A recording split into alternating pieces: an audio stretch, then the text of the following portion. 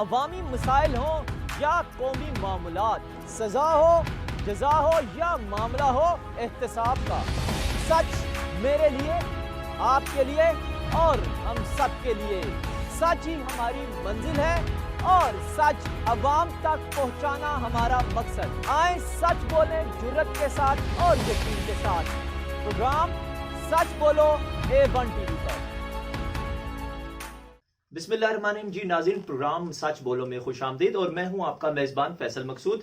آج ہم بات کریں گے پارٹی جو پاکستان تحریک انصاف کی پارٹی کیس چل رہا ہے اس پہ، فنڈنگ پہ، اور اس کے علاوہ 6 دسمبر 2019 کو الیکشن کمشنر جو ہیں وہ ریٹائر بھی ہو رہے ہیں، اس پہ بات کریں گے۔ اس کے علاوہ کافی عرصے سے الیکشن کمیشن کے 2 ممبران جو ہیں ان کی تقرری نہیں ہو رہی، اس پہ بات کرنے کے لیے آج ہم نے اسٹوڈیو میں مدعو کیا وفاقی وزیر برائے پارلیمانی امور جناب عاظم خان سواتی صاحب۔ سر، ہم آپ کو اپنے پروگرام میں خوش آمدید کہتے ہیں۔ سر، اس سے پہلے میں سب سے پہلے آغاز کروں گا، جو 6 دسمبر 2019 کو الیکشن کمشنر ریٹائرڈ ہو رہے ہیں، اس کے علاوہ اس کے بعد الیکشن کمشنر جو ہے غیر فعال ہو جائے گا، اس کے حوالے سے وزارت پارلیمانی امور کیا اقدامات کر رہی ہے اس پہ؟ دیکھیں، بنیادی طور پر آئین اور قانون کے اندر ایک طریقہ کار دیا ہوا ہے کہ کس طریقے سے چیف الیکشن کمشنر کا یا ممبران جو ہیں الیکشن کمیشن کے، ان کا تقرر ہوتا ہے۔ اور چونکہ پارلیمانی امور کی وزارت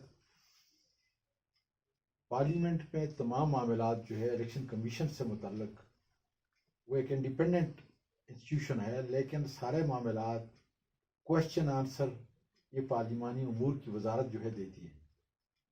ایک حساب سے پارلیمانی امور کی وزارت کا اور الیکشن کمیشن کا چوری دامن کا ساتھ، ہم ان کو پارلیمنٹ کے اندر ریپرزینٹ کرتے ہیں، ان کی سالانہ رپورٹ ریپرزینٹ کرتے ہیں، ان کے سارے معاملات ریپرزینٹ کرتے ہیں، ان کے فنڈز وغیرہ کے معاملات ہوں، فائنانس سے ہو، کچھ بھی ہو، یہ سارا ان کو ہم ریپرزینٹ کرتے ہیں۔ پہلے تو میں آپ کے ناظرین کو یہ بتاؤں، چونکہ 18th امینڈمنٹ کے بعد بند گلی میں ہمیں نہیں جانا چاہیے تھا۔ اس کے اندر پروسیس یہ ہے کہ پرائم منسٹر اور آپ کے اپوزیشن لیڈر جو ہیں نیشنل اسمبلی کے، وہ بیٹھ کے، ظاہر ہے کہ جو آپ کے اپوزیشن لیڈر ہیں وہ ہمیں کم از کم تسلیم نہیں، اس لیے کہ ان کے اوپر کیسز ہیں، سیریس کیسز ہیں۔ تو پہلے تو یہ ہے کہ ایک مارل اتھارٹی وہ نہیں رکھ سکتے کہ پرائم منسٹر کے ساتھ بیٹھ کر اس کے اوپر جو ہے ہم کوئی فیصلہ کر سکیں۔ اس لیے جو ہے ہمیں اس کے اوپر پرائم منسٹر جو ہے وہ نہیں بیٹھے، بلکہ ہم نے فیسیلیٹیٹ کیا اس کو کہ 3 نام انہوں نے دیے، 3 نام جو ہے پرائم منسٹر نے دیے۔ چونکہ اس کے اوپر اتفاق رائے نہیں ہو سکا، اس کے بعد وہ کمیٹی میں آیا جس کا میں ممبر ہوں، اور ڈاکٹر شیریں مزاری صاحبہ جو ہیں اس کی کنوینئر ہے، اور جتنے ممبر ان کے ہیں اتنے ممبر ہمارے ہیں۔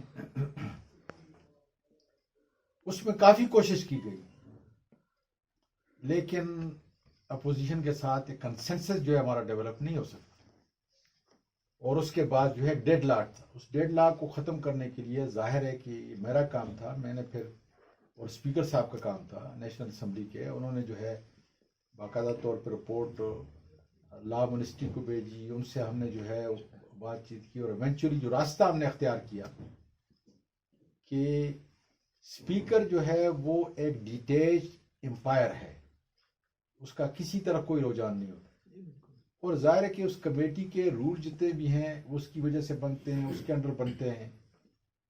پارلیمانی کمیٹی ہے، اس لیے ایک حساب سے ان کا جو سرخیل ہے وہ ہے اسپیکر۔ ان سے ہم نے جو ہے معاونت کی، اور پھر انہوں نے جو راستہ ہمیں بتایا، ظاہر ہے کہ وہ پھر ہائی کورٹ تک چلا گیا، اور ہائی کورٹ نے جب میں آپ کے جواب کی طرف آتا ہوں، میں نے تفصیل اس لیے بتائی تاکہ جو جانتے نہیں انہیں معلوم ہو۔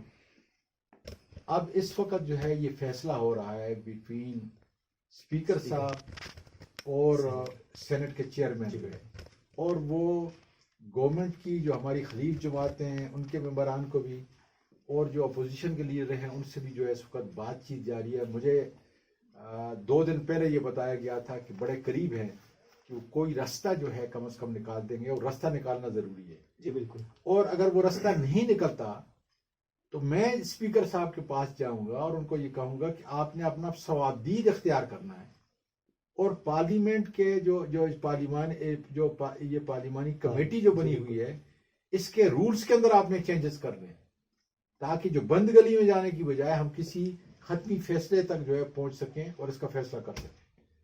بالکل یہی صورتحال یہ ہے کہ جہاں تک پارلیمانی امور کا تعلق ہے، اس نے اپنے طور پہ ظاہر ہے کہ ہم نے پرائم منسٹر کو باقاعدہ طور پہ لکھا ہے کہ، اور اسپیکر کو بھی، کہ آپ مہربانی کریں، اور چیئرمین سینٹ کو بھی، کہ اس سلسلے کے اندر جو ہے معاونت کر کے بالکل ہمیں اسسٹ کر رہے ہیں اس سلسلے میں بھی، الیکشن کمیشن کو بھی اور پارلیمانی امور کی وزارت کو بھی اسسٹ کر رہے ہیں، تاکہ یہ تینوں دو ممبران جو ہیں وہ اس کے ممبران کے، الیکشن کمیشن کے ممبران کے اور چیف الیکشن کمیشن کا تعین جو ہے کم از کم یہ تینوں کا ایک ہی دفعہ جو ہے یہ کر دیں، اور وہ راستہ ساروں کے لیے قابل قبول ہو، تاکہ یہ جو تعطل اس وقت پیدا ہوا ہے وہ تعطل جو ہے وہ ختم ہو سکے، اور الیکشن کمیشن جو ہے 5 تاریخ جب وہ ریٹائر ہو جائیں گے اس کے بعد جو ہے ایک ڈس فنکشنل نہ ہو جائے بلکہ فنکشن کرے.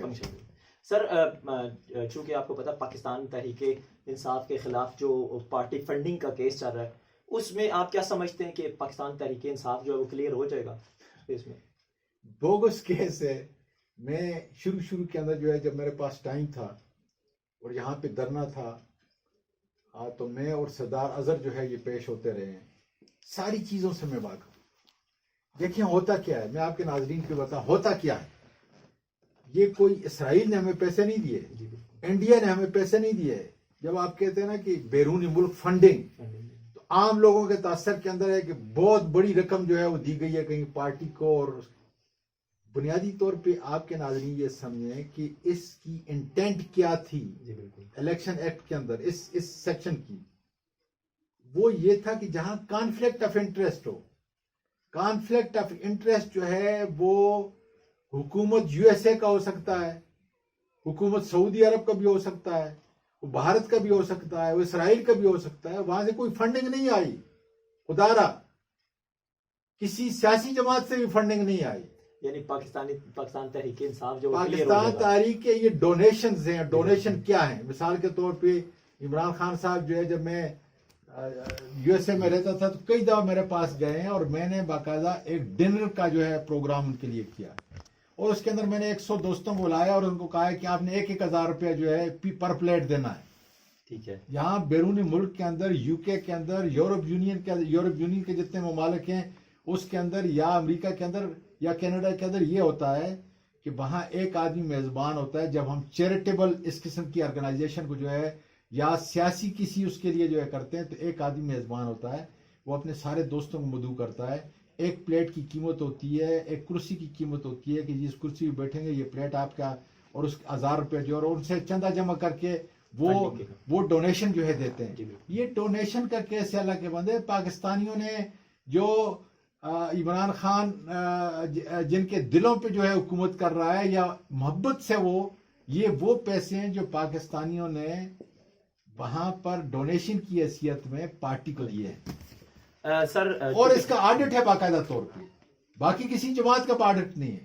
اس کا بہت بڑی جو ہے وہ چارٹرڈ اکاؤنٹنٹ ہیں، انہوں نے آڈٹ کیا اور آڈٹ کی رپورٹ جو ہے پیش کی.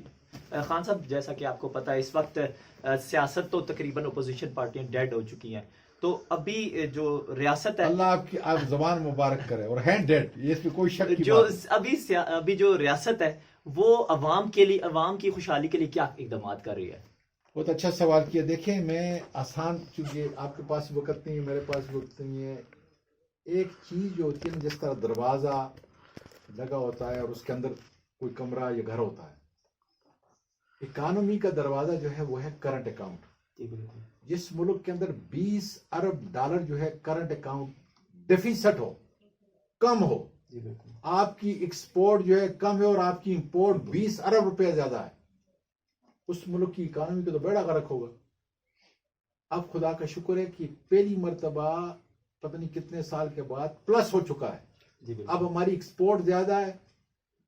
اب آپ کا मार्केट के ऊपर हमने 25 अरब डॉलर गरीब के टैक्स का, रुपए की वैल्यू जो है उसको बचाने के लिए नहीं जाया किया। जी बिल्कुल। यहाँ ओपन मार्केट, डिमांड और सप्लाई के ऊपर जो है आपका इस वक्त जो है रुपया फ्लोट कर रहा है।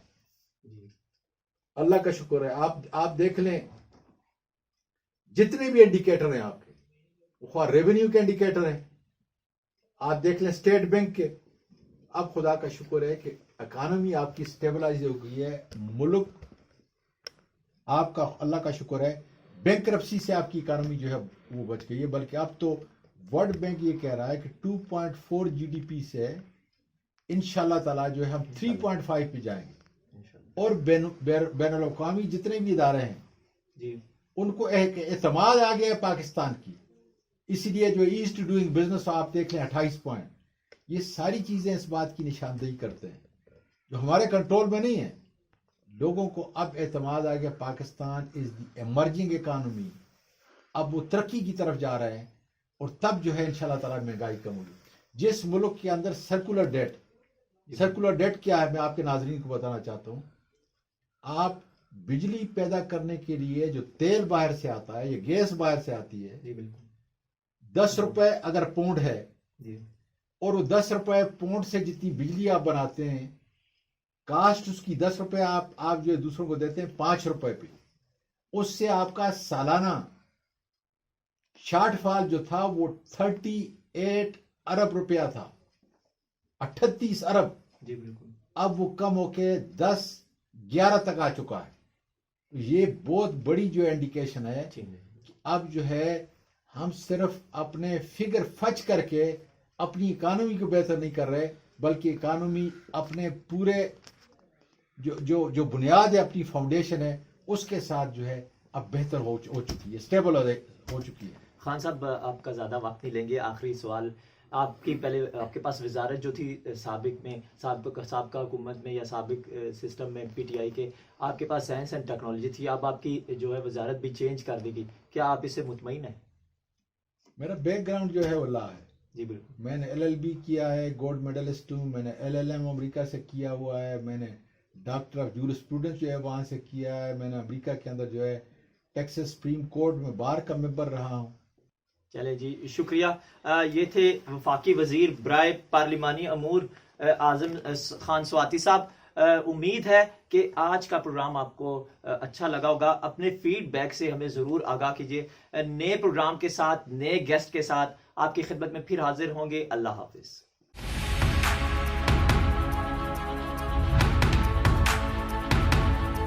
अवामी मसाइल हो या कौमी मामूलात, सजा हो, जजा हो या मामला हो एहतसाब का, सच मेरे लिए, आपके लिए और हम सब के लिए।